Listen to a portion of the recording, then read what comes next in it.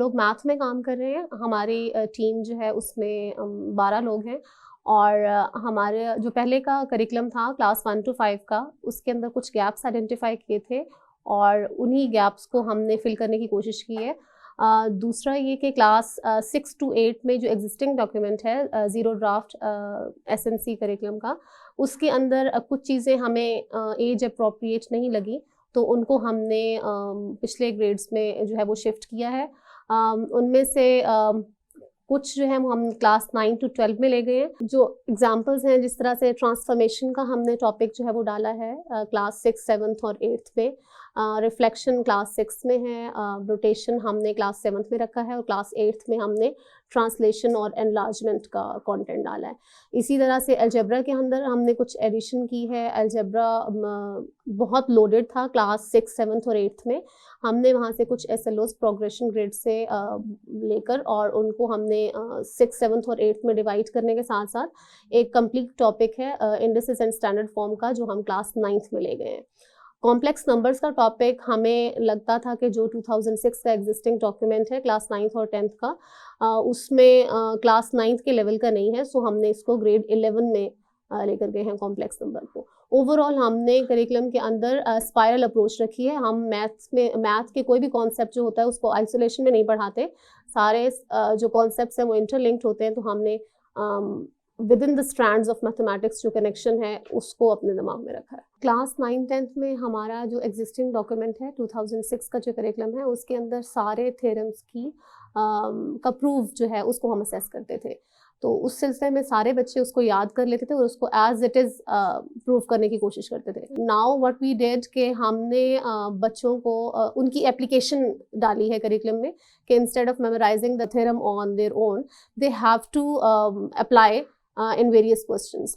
सो उसके लिए प्रूव करना और करवाना, तो that is for sure, that is in the teacher demonstration part, वो वहाँ पे करवाएगा ही सही, लेकिन असेसमेंट जो है वो उन थ्योरम्स की एप्लीकेशन के ऊपर होएगी। मैं मैथ्स 1 to 5 पे काम कर रहा था, तो जो एसएनसी हमने करिकुलम हमने उसको देखा, उसमें कुछ प्रोग्रेशन में हमारे पास 2 गोल्स थे। मैं आपको कोट करता हूँ। फॉर एग्जांपल ग्रेड 2 में मल्टीप्लिकेशन डिवीजन का कॉन्सेप्ट इंट्रोड्यूस करवाया जा रहा था, तो उसका बेस कॉन्सेप्ट क्लास 1 में नहीं था, तो हमने एक तो उसका बेस कॉन्सेप्ट क्लास 1 में रखा, और दूसरी बात ये थी कि ये ओवरबर्डन थे ग्रेड 2 और 3 में, ग्रेड 2 में। तो स्पेसिफिकली फिर हमने जब उसको इंट्रोड्यूस करवाया तो हमने उसको जो उसका ओवरबर्डनिंग थी ग्रेड 2 में, उसको भी हमने डिस्ट्रीब्यूट किया to make it easy and in a flow.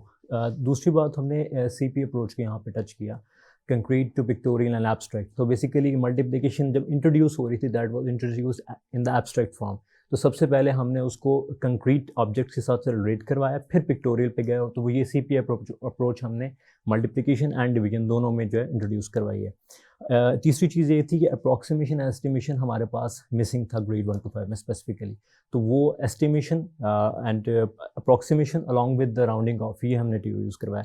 एक और चीज़ थी कि कुछ टूल्स एंड स्ट्रेटजीज़ को एज एन एसएलओ यहाँ पे इंट्रोड्यूस करवाया गया था, जो टेक्निकली बहुत गलत है, तो हमने उसको फिर हम एसएलओस को पर्टिकुलर लर्निंग आउटकम्स पे लेके गए हैं, और जब हम उसको स्प्लिट कर रहे हैं इनटू नॉलेज एंड स्किल्स, तो वहाँ पे हम रिकमेंडेशंस दे रहे हैं कौन से टूल्स एंड स्ट्रेटजीज यूज़ हो सकती हैं for making the concept understand and these things.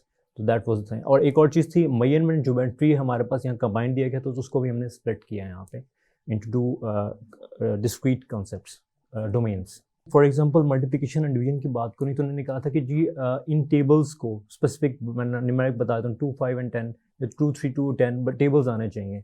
लेकिन आप टेबल्स का concept without peer having a concrete understanding of the multiplication, ये कंक्रीट ऑब्जेक्ट के साथ उसको अरेज एंड ग्रुप्स में आप उनको पढ़ाते हैं, तो that was the concrete approach. तो हमने वो उसको अडॉप्ट किए, फिर हम उसे पिक्टोरियल पे लेके गए, and then from pictorial we have move to the abstract, that is the multiplication table form.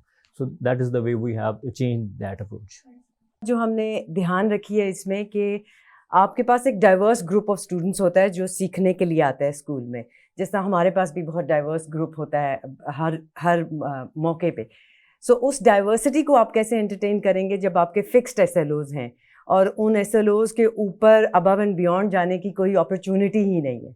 सो वो डाइवर्सिटी इंक्लूड करने के लिए, ताकि एक बच्चा अगर उससे ज़्यादा सीखना चाहता है और उसमें एबिलिटी है कि वो उससे ज़्यादा सीख ले, तो टीचर को वो इंडिकेशन हो कि हाँ ये इससे ज़्यादा पढ़ सीख सकता है। वरना एक फिक्स्ड डॉक्यूमेंट में उससे ज़्यादा आगे पीछे हिला नहीं जा सकता कि पढ़ाने से, तो वो भी हमने इंक्लूड किया है। ये जो एसएनसी की वर्कशॉप हो रही है रिगार्डिंग सिंगल नेशनल करिकुलम, इसमें मैथ्स में हमने ये किया है कि बच्चों को मैथ्स का बहुत खौफ है, उन्हें डर होता है कि मैथ्स बहुत मुश्किल है, उसके कॉन्सेप्ट्स बहुत मुश्किल हैं। सो हमने काम किया है कि बच्चों को बताया जाए कि मैथ्स की रियल लाइफ एप्लीकेशन कहाँ है, किचन में है, मार्केट में है, रूम्स में कहाँ पर हैं। इसमें उनको थ्योरम्स अब याद नहीं करने होंगे, रोड लर्निंग नहीं होगी, इसकी प्रैक्टिकल एप्लीकेशन होगी।